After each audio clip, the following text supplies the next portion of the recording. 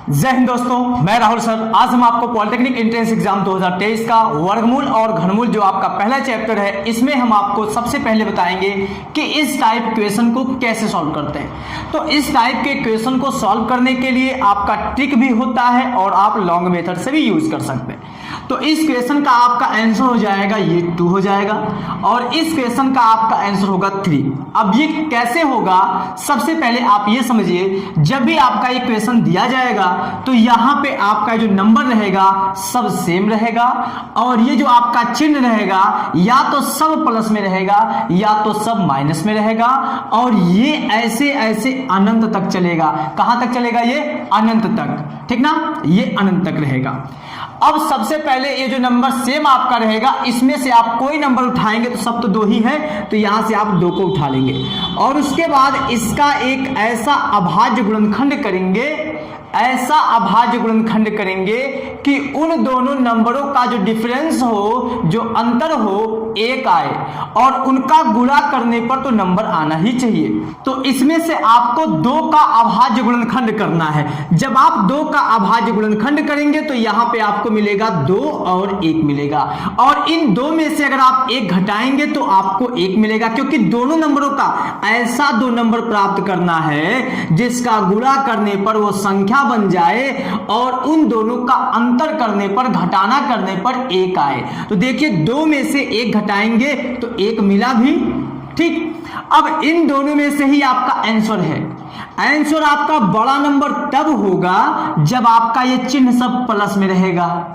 Answer आपका उसमें से छोटा नंबर तब होगा जब आपका ये चिन्ह माइनस होगा। अब हम आपके लिए एक दूसरा एग्जांपल देते हैं। जैसे मान लीजिए 20 है, 20 का अगर हम अभाज्य गुणनखंड की बात करें तो 5 चौके 20 होता है, ठीक।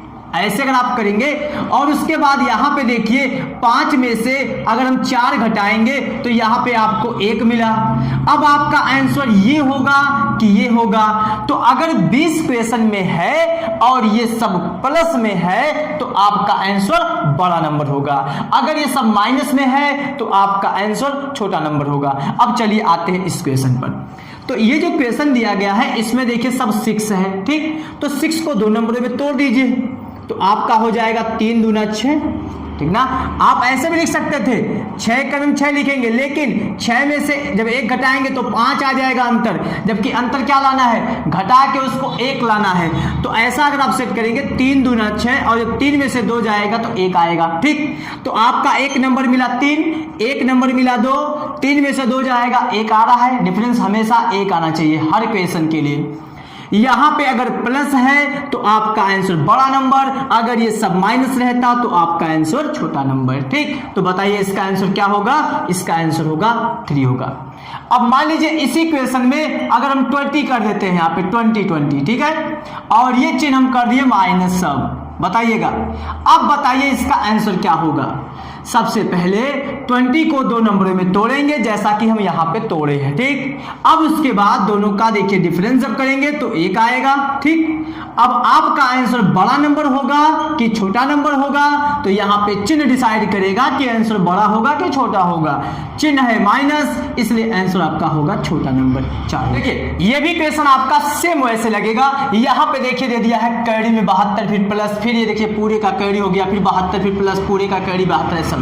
सबसे पहले यहाँ पे देखिए सब नंबर सेम है, सब चिन्ह प्लस में है, तो आप 72 को उठाइए और इसको 2 नंबरों में तोड़िए तो आपका एक नंबर हो जाएगा 9 8 72, ठीक। तो एक आपको नंबर मिला 9 और 1 हो गया ये, और 9 में से 8 घटाएंगे तो आपका 1 आएगा भी।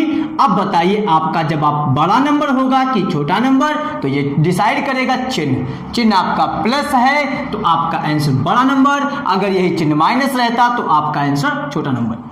अब इसमें देखिए ये 42 है, 42 को आप तो 21 गुना 42 भी लिख सकते थे, लेकिन उसमें से करेंगे तो नहीं हो पाएगा। 21 गुना 42 करेंगे तो अंतर 1 नहीं आएगा। अब यहाँ पे अगर हम सब छक 42 करेंगे तो यहाँ पे जब डिफरेंस करेंगे दोनों का तो 1 आएगा भी।